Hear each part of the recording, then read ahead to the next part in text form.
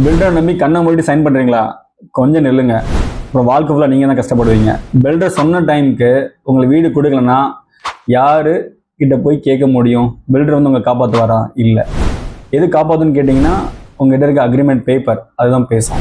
அப்போ அக்ரிமெண்ட் பேப்பரில் என்னென்ன விஷயங்கள் இருக்கணும் அப்படின்னு கேட்டிங்க அப்படின்னா கண்டிப்பாக ஒரு 5 விஷயம் நீங்கள் மென்ஷன் பண்ணியிருக்கணும்.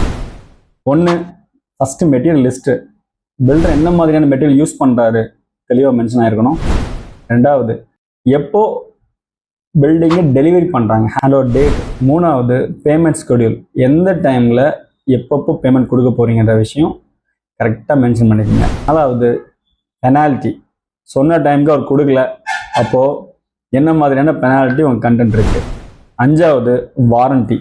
கண்டிப்பாக எல்லா பொருளுக்கும் வாரண்ட்டி தேவை தானே. ஸோ வாரண்ட்டியும் ரொம்ப தெளிவாக இருக்கணும்.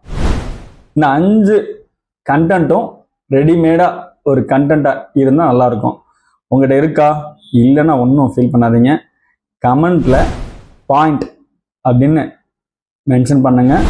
உடனே நான் உங்களுக்கு அனுப்பிச்சி வைக்கிறேன். மறக்காமல் பேஜை ஃபாலோ பண்ணுங்கள். தேங்க்யூ.